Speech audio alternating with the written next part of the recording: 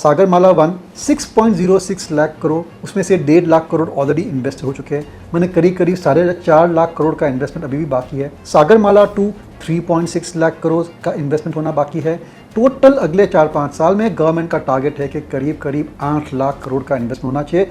देखिए, अगर ये इन्वेस्टमेंट होता है तो ये एक सबसे बड़ा इंफ्रास्ट्रक्चर पुश आता है from the government to promote maritime trade and to promote port infrastructure. Develop world के सामने हमारे जो लॉजिस्टिक्स कॉस्ट है that is 12 to 14% of the GDP. ये जो कॉस्ट है that has to come down to 6-7%। इसमें ये जो नए पोर्ट्स आ रहे हैं उनका बहुत ही इंपॉर्टेंट रोल है। तो डेफिनेटली जो हमारे लॉजिस्टिक्स कॉस्ट है that can come down, then India becomes more and more comparative in the global world. हम और एक्सपोर्ट कर सकते हैं तो और फॉरेन एक्सचेंज रेवेन्यू आ सकता है, और हमारा जो ट्रेड डेफिसिट है who knows it will become a trade surplus in 2-3 years। और अगर ये हो जाता है, ट्रेड सरप्लस हो जाता है, तो फिर रुपी हमारा फिर से स्ट्रांग बन सकता है, जो कि हमारे लिए बहुत ही इंपॉर्टेंट है and it's a matter of pride as well. And as a investor हमें ये सोचना है, हमें ये निकालना है कि ऐसी कौन सी कंपनियां हैं जिनको ये 6 लाख करोड़ के इन्वेस्टमेंट से फ़ायदा हो सकता है। Deepan Mehta is joining us now, director at Elixir Equities. Dipan Mehta. We have Dipan Mehta. Welcome on board Dipan Mehta. The Dipan Mehta. Dipan Mehta. Dipan Mehta. Deepan Mehta is with us. The Market Big Voice में दीपन Mehta. Hello friends, आपका पैसा smart channel पे स्वागत है। और आज एक बहुत ही इंपॉर्टेंट और इंटरेस्टिंग माइक्रो इन्वेस्टमेंट थीम आपके साथ में डिस्कस करेंगे। और ये जो इन्वेस्टमेंट थीम है that is involving India's port infrastructure, यानी कि जो हमारे बंदरगाह है, the ports which we have all along the coast of India, इनकी क्या विशेषता है, यहाँ पर कोई इन्वेस्टमेंट थीम बन सकती है या कोई इन्वेस्टमेंट आइडिया है, तो ये हम डिस्कस करने वाले हैं। देखिए, इंडिया के लिए हमारा जो इंपोर्ट एक्सपोर्ट ट्रेड है वो बहुत ही इंपॉर्टेंट है। हम हमेशा कंप्लेन करते रहते हैं कि रुपी डेप्रिशिएट हो रहा है और उसकी वजह से हमारी यहाँ पर जो है इन्फ्लेशन बढ़ रही है, इंपोर्ट्स और भी महंगे हो रहे हैं, और हमारे जो फॉरेन एक्सचेंज रिजर्व है वहाँ पर भी काफ़ी प्रेशर आता है जब रुपी डेप्रिशिएट होता है। लेकिन अगर हमें लॉन्ग टर्म बेसिस को रुपी को स्टेबलाइज करना है और फिर इवेंचुअली अप्रिशिएट होना है, तो we have to focus on exports. और अब जो हमने 10-12% का डिप्रिसिएशन देखा है रुपी में versus dollar and other major currencies, इसकी वजह से अब लग रहा है कि एक बार ये ईरान की जो वॉर है वो जब समाप्त हो जाती है and we are in peace time, तो हमारे एक्सपोर्ट्स में बड़ा सा बूम आ सकता है। और अगर एक्सपोर्ट्स बढ़ते हैं तो डेफिनेटली हमारे जो पोर्ट ऑपरेटर्स है, जो बड़ी कंपनियां हैं which are managing the ports, यानी कि हमारे जो बंदरगाह है, उनको बहुत ही फायदा हो सकता है। गवर्नमेंट का फोकस है to improve import export trade, और अगर इम्पोर्ट एक्सपोर्ट ट्रेड बढ़ता है तो हमारे जो पोर्ट्स है उसको जरूर से फायदा होगा। एक तो हमारी जो कोस्ट लाइन है is amongst the longest in the world. हमारे पास जो हमारी कोस्ट लाइन है करीब 11,100 किलोमीटर है, यानी कि बहुत ही बड़ी कोस्ट लाइन है। पूरी की पूरी जो कोस्ट लाइन है वो एक तरीके से माला है, नेकलेस है, और वहाँ पर हमें हमारे जो एमरल्ड्स है, हमारे जो प्रेशियस जो पोर्ट्स है वो लगाने हैं, वो डेवलप करने हैं। इसलिए उन्होंने बहुत ही अच्छी तरीके से इसको जो प्रोजेक्ट को जो नाम दिया है वो सागरमाला प्रोजेक्ट का नाम दिया गया है। देखिए, इंडिया को अगर इंटरनेशनली कंपेरेटिव रहना है तो we have to reduce our logistics cost. Develop world के सामने हमारे जो लॉजिस्टिक्स कॉस्ट है that is 12 to 14% of the GDP. ये जो कॉस्ट है that has to come down to 6-7%। इसमें ये जो नए पोर्ट्स आ रहे हैं उनका बहुत ही इंपॉर्टेंट रोल है, क्योंकि अगर हमारे पोर्ट्स एफिशिएंट है, अगर हमारी कनेक्टिविटी भी साइंटिफिकली प्लान की हुई है, तो डेफिनेटली जो हमारे लॉजिस्टिक्स कॉस्ट है दैट कैन कम डाउन। और अगर transportation logistics cost come down, then India becomes more and more comparative in the global world. हम और एक्सपोर्ट कर सकते हैं तो और फॉरेन एक्सचेंज रेवेन्यू आ सकता है, और हमारा जो ट्रेड डेफिसिट है who knows it will become a trade surplus in 2-3 years। और अगर ये हो जाता है, ट्रेड सरप्लस हो जाता है, तो फिर रुपी हमारा फिर से स्ट्रांग बन सकता है, जो कि हमारे लिए बहुत ही इंपॉर्टेंट है and it's a matter of pride as well. कुछ खास फैक्ट्स मैं आपके सामने पेश करना चाहता हूँ, डेटा पॉइंट। एक तो इंडिया के जो पोर्ट्स है करीब 915 मिलियन टन कार्गो हैंडल किया है। और सबसे इंटरेस्टिंग बात जो हमने रिसर्च करके निकाली है वो है कि 2014 में जब सागरमाला प्रोजेक्ट लॉन्च हुआ था, it was taking 96 hours for turning around a ship, यानी कि जो भी शिप, जो भी बड़ी वेसल आई है, 96 hours it would take for unloading. अब ये जो पीरियड है, टाइम पीरियड है, वो कंप्रेस होकर 50 आवर्स हो गया है, यानी कि ऑलमोस्ट हाफ हो गया है। सो उसकी वजह से हमारी जो पोर्ट की जो इंफ्रास्ट्रक्चर है उसका बेटर यूटिलाइजेशन होता है, और it is able to and also we are able to attract more and more shipping lines into India. क्योंकि अगर जो जहाज है वो 100 घंटे लगने वाले हैं उसको अनलोड करने के लिए, फिर से लोड करने के लिए, उसके बजाय केवल 50 घंटे लगेंगे, तो फिर से उनका जो टर्न अराउंड टाइम है, जो उनका टाइम है to complete the trip, that goes down. और फिर उनकी जो एसेट है उसकी यूटिलाइजेशन बढ़ सकती है। इसलिए short turn around time is a big incentive for a lot of shipping lines to come to India. India का जो पोर्ट का इंफ्रास्ट्रक्चर है अभी भी मेरे ख्याल से एडिक्वेटली डेवलप नहीं हुआ है। कई सारे प्राइवेट सेक्टर एंटरप्राइजेस आए हैं पोर्ट्स में नए नए पोर्ट्स लगाने के लिए, but they have not been very very successful. जो गवर्नमेंट ने भी जो पोर्ट्स लगाए हैं वहाँ पर भी कैपेसिटाइजेशन काफ़ी कम है। और ये जो पोर्ट का बिजनेस है that is gradually becoming more and more like a monopoly. I think they will be able to charge and make levies according to such a way कि उनकी जो इन्वेस्टमेंट है उस पर उनको अच्छे रिटर्न मिल सकते हैं। इसलिए ये जो सेक्टर है not only is it important from export point of view, लेकिन because of consolidation within the sector we can expect very good returns from the companies जो कि पोर्ट्स ऑपरेट कर रही है। तो ऐसी कौन सी कंपनियां हैं which are operating ports in India? आगे जाने से पहले एक तो बहुत बहुत धन्यवाद, आपने हमारे चैनल को इतना सपोर्ट किया है। हम ग्रेजुअल इंक्रीज देख रहे हैं सब्सक्राइबर्स के, और कई सारे व्यूअर्स है लेकिन बहुत सारे ऐसे व्यूअर्स हैं वो सब्सक्राइब नहीं कर रहे। क्यों नहीं कर रहे? ये एक फ्री चैनल है, प्लीज़ आप सब्सक्राइब कीजिए हमारे चैनल को ताकि आपको अलर्ट्स मिले when we are posting a new video. और आप कमेंट भी कीजिए, we be more than happy to answer any of your comments और सजेशंस। और ऐसा कोई टॉपिक है जिस पर आप टू डिस्कस करना चाहते हैं, that also we are open to that suggestion of. हमारी पहली कंपनी है अडानी पोर्ट्स। ये इंडिया की लार्जेस्ट पोर्ट ऑपरेटर है और आपको आश्चर्य होगा कि 27% इंडिया की जो इंपोर्ट एक्सपोर्ट ट्रेड है that is being handled by the ports which are owned by Adani ports.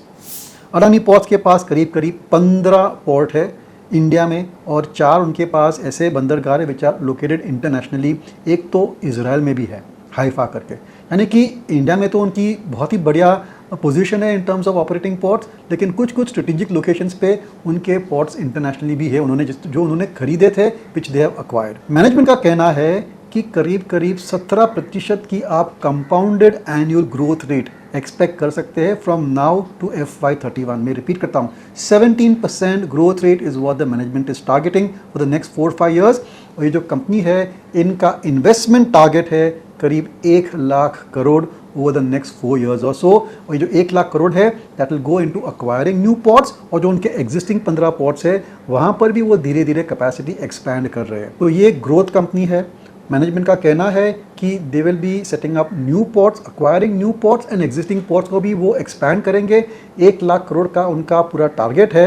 और जिस हिसाब से Adani group is able to raise debt and able to raise equity, मेरे ख्याल से अडानी पोर्ट्स जो है उसको कोई भी प्रॉब्लम नहीं होना चाहिए when it comes to raising resources. Adani ports की खास बात ये भी है कि जो उनकी स्ट्रेटेजिक लोकेशंस है वो बहुत ही बढ़िया है। और ज़्यादातर जो उनके पोर्ट्स है, उनका सबसे बड़ा पोर्ट है मुंद्रा में, लेकिन ज़्यादातर जो उनके पोर्ट्स है which they have acquired over the last few years और so, all these ports were loss making ports. खास कुछ काम नहीं हो रहा था, बट उन्होंने अपने मैनेजमेंट टेक्निक्स से ये जो पोर्ट्स है उसको बहुत ही सही तरीके से उन्होंने पूरा टर्न अराउंड किया है। और अब उनका जो रेवेन्यू स्ट्रीम है that is far more well diversified.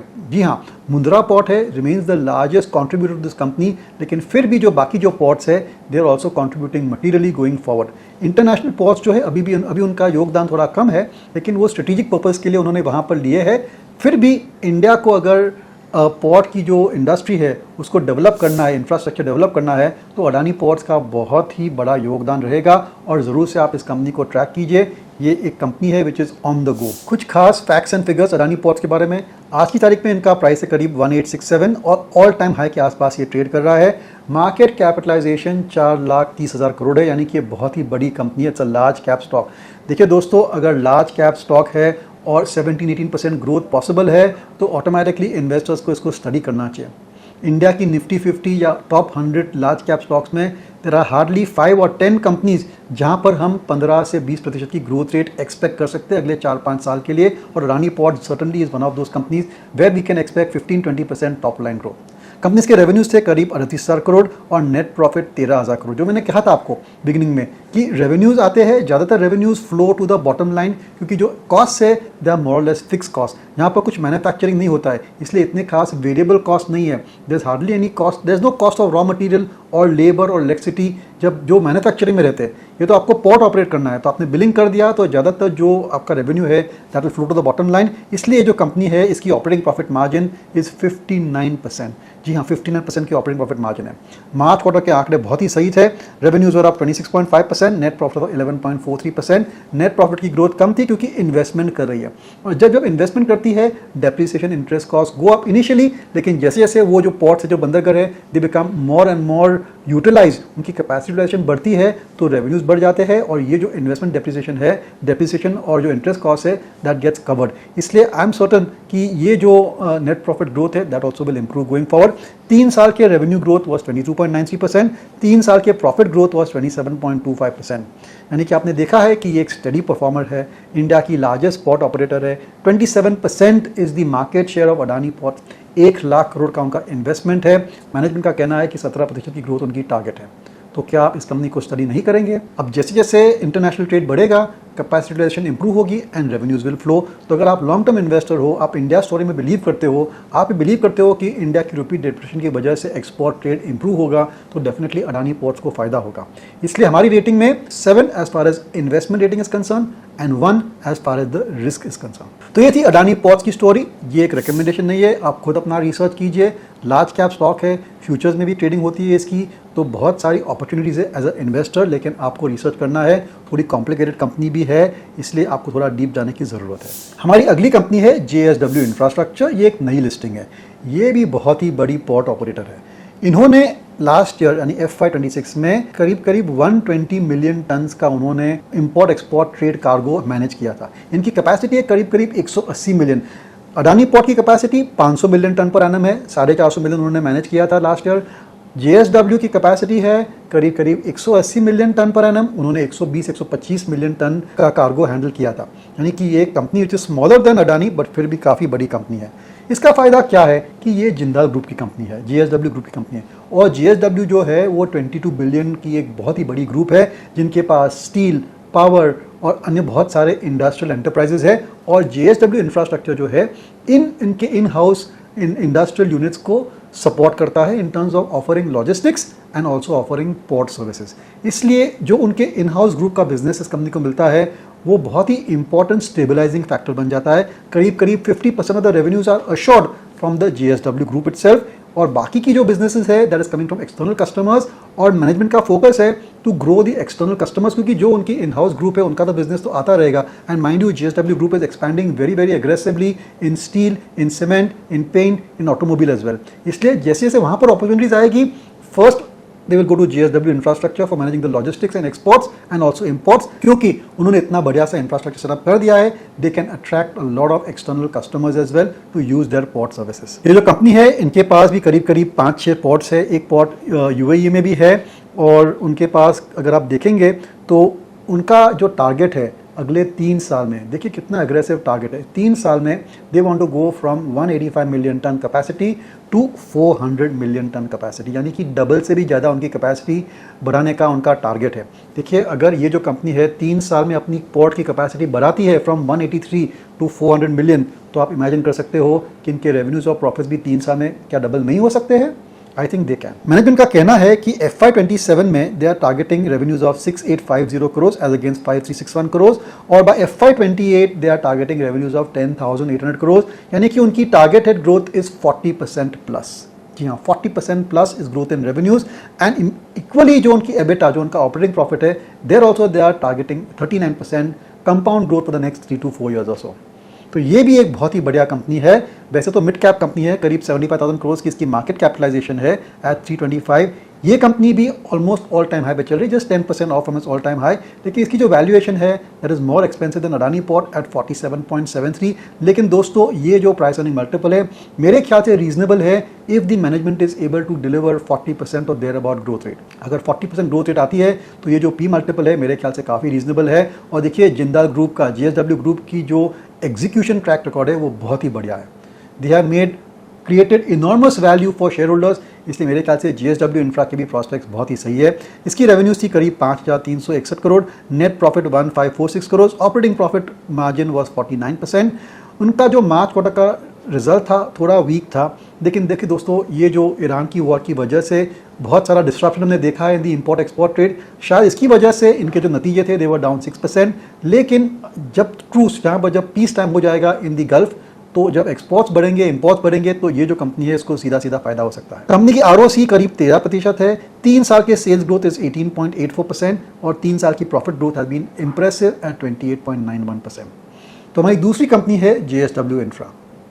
देखिए, ये जो पॉट के प्रोजेक्ट्स है, they can not be done by any group as such. आपके पास बहुत ही सारा financial resources, man power resources होने चाहिए to set up a port in India. और इंडिया में अब देख रहे हैं कि केवल ये जो दो बड़े ग्रुप्स है, they are going to be engaged in the port business. अगर हम 8 लाख करोड़ का इन्वेस्टमेंट करने वाले हैं अगले 3-4-5 साल में, जैसे मैंने कहा 1 लाख करोड़ तो अडानी पोर्ट ही डालने वाली है, मेरे ख्याल से JSW इंफ्रा का भी टारगेट होगा 25 से 50 हज़ार करोड़ का। और ये जो सब मूविंग टारगेट्स है, तो ज़्यादातर जो इन्वेस्टमेंट होने वाला है that is going to happen with these two companies. और एक खास बात ये भी है कि इंडिया की जो प्राइवेट सेक्टर पोर्ट की जो कंट्रीब्यूशन है that is steadily going up. तो ये जो दो कंपनियां हैं, they are going to be the biggest beneficiary of this particular trend. ये जो हम ट्रेंड देख रहे हैं कि ज़्यादातर import export trade, maritime trade is going through private sector port, इनका सीधा सीधा फायदा इन दो कंपनीज को आने वाला है, अडानी पोर्ट्स और JSW इंफ्रा। इसलिए ये जो दो कंपनी है इसको आप टारगेट कीजिए, आप मार्केट वॉच स्क्रीन पे रखिए। देखिए, ये रिकमेंडेशन नहीं है, मैं हमेशा रिपीट करता हूँ, केवल आपके लिए एक स्टॉक आइडिया है। एजुकेशनल पर्पसेस के लिए हम आपके सामने दो कंपनियां पेश कर रहे हैं। चलिए अभी JSW स्टील को हम रेटिंग देते हैं। तो मेरे ख्याल से I would rate JSW's investment profile at 6, Adani port 7, JSW 6, क्योंकि it is a smaller company, तो इसलिए रिस्क फैक्टर थोड़े ज़्यादा रहते हैं। From a risk profile, Adani ports was 1, JSW infra is 2, क्योंकि छोटी सी कंपनी है और नंबर ऑफ पोर्ट्स भी कम है, इसके लिए थोड़ा रिस्क रिटर्न प्रोफाइल इसका थोड़ा मेरे ख्याल से as compare to Adani ports थोड़ा कम रहता है, लेकिन फिर भी बहुत ही बढ़िया कंपनी है, नई लिस्टिंग है, ज़रूर से आप इसको ट्रैक कीजिए। एज सभी रजिस्टर्ड रिसर्च एनालिस्ट, हमने एक मॉडल पोर्टफोलियो होस्ट किया है। अगर आप इस मॉडल पोर्टफोलियो के बारे में और जानना चाहते हैं तो ये QR कोड पर आप ज़रूर से स्कैन कीजिए और ये मॉडल पोर्टफोलियो क्या है, कैसे चलता है, उसकी ऑब्जेक्टिव्स क्या है, ये सभी चीज़ें आपको जानकारी हम दे सकते हैं। ये एक विज्ञापन नहीं है, केवल आपकी नॉलेज के लिए है। हमारी तीसरी कंपनी है गुजरात पिपराव पोर्ट, और ये जो कंपनी है it is part of APM terminal. APM terminal जो है वो विश्व की बहुत ही बड़ी पोर्ट ऑपरेटर है और इन्होंने इस कंपनी को अक्वायर किया है। ये जो कंपनी है इसका एक बहुत ही बढ़िया नीश बिजनेस है, that is roll on roll of automobile export business. तो उनकी जो पोर्ट है वहाँ से व्हीकल्स एक्सपोर्ट होती है। इसके अलावा they are doing of course bulk material handling, container as well, liquid volume as well. तो काफ़ी स्टेडी बिजनेस है इस कंपनी का, लेकिन प्रॉब्लम क्या है कि they are not expanding aggressively. उन्होंने कोई भी नए पोर्ट डाले नहीं है, कोई भी नए पोर्ट्स अक्वायर भी नहीं किए, केवल एक ही पोर्ट है। अच्छी तरीके से मैनेज करते हैं, efficiently manage, but I would say कि the prospects for growth, for revenue doubling tripling is not there with Gujarat Pipavav port, जो कि हम देख सकते हैं इन अडानी पोर्ट और JSW इंफ्रा। तो Gujarat Pipavav port well manage port है, लेकिन from investment perspective I think it's a steady business, but I am not sure कि इतनी ज़्यादा ग्रोथ है इसमें, क्योंकि हम अगर देखेंगे तो उसके 3 साल के सेल्स ग्रोथ वॉज जस्ट 8.1%, 3 साल की प्रॉफिट ग्रोथ वॉज जस्ट 13.63%, और आगे चल के भी इतनी उनकी खास कोई बड़ी एक्सपेंशन प्लान्स है नहीं। बीज it is down 40% from its all time high. Market cap small cap company करीब 7,500 करोड़ है, वैल्यूएशन भी सस्ता है 15.11 टाइम। वैल्यूएशन क्यों कम है? क्योंकि ग्रोथ नहीं आ रही है इस कंपनी में। हमने देखा था अडानी पोर्ट, JSW इंफ्रा की जो P मल्टीपल है, वैल्यूएशन मल्टीपल है, काफ़ी ज़्यादा है, 33 times, 32 times for Adani port, 47 times for JSW। क्यों? क्योंकि यहाँ पर ग्रोथ दिख रहे हैं। Only 15 times for Gujarat Pipavav port. क्यों कम है? Because there is hardly any growth. Companies के रेवेन्यूज थे करीब 11,060 crore, net profit was about 515 crore. इसकी भी ऑपरेटिंग प्रॉफिट मार्जिन काफ़ी स्ट्रॉन्ग है, 61.13%। मार्च क्वार्टर के आंकड़े अच्छे थे because of this roll on roll of automobile business, जहाँ पर हमने देखा था revenues up 26% and net profit was up 38.9%। तो ये हमारी 3 कंपनियाँ। गुजरात पिपराव पोर्ट को हम रेटिंग देंगे तो on investment basis I would give it a 5, on a risk profile basis I would give it a 1, क्योंकि एक मेच्योर स्टेडी परफॉर्मर है इसलिए रिस्क इसमें कम है। लेकिन इन्वेस्टमेंट प्रोफाइलिंग हम 5 क्यों दे रहे हैं? क्योंकि there is hardly any growth in the company. To sum up दोस्तों, ये जो इंडिया की जो मैरीटाइम इंफ्रास्ट्रक्चर इंडस्ट्री है, यहाँ पर बहुत ही शानदार ग्रोथ होने वाली है। 2 कंपनियाँ हैं, अडानी पोर्ट्स और JSW इंफ्रा, जिनको बहुत ही फ़ायदा हो सकता है in terms of new investment in ports and also in terms of a surge. यानी कि हम देखेंगे कि एक बार ये जो ईरान वॉर समाप्त हो जाती है and all the waterways are open, we will certainly see a huge increase in import export trade. उसकी वजह से हमारे जो पोर्ट्स है उनका कैपेसिटी यूटिलाइजेशन बढ़ेगा, कैपेसिटी यूटिलाइजेशन बढ़ेगा, रेवेन्यूज़ बढ़ेंगे। रेवेन्यूज़ अगर 100 रुपये बढ़ेंगे, profit will go up by almost double the amount, क्योंकि ज्यादातर operating leverage will benefit these companies. अंत में जाने से पहले प्लीज हमारे चैनल को सब्सक्राइब कीजिए। We are at 1.6 lakh subscribers और हमारा टारगेट है 2 लाख सब्सक्राइबर्स का। आपके दोस्तों को रिकमेंड कीजिए। अगर आपके पास भी कोई खास इन्वेस्टमेंट थीम है तो प्लीज हमें मैसेज कीजिए। We will study it, research it and present it in front of you. This podcast is produced by Elixir Equities Private Limited, a SEBI registered research analyst. Registration number INA 00004787. The information provided in this podcast is for educational and informational purposes only and should not be considered as investment advice. Investment in securities market are subject to market risk. We strongly advise all investors to read all related documents carefully before investing.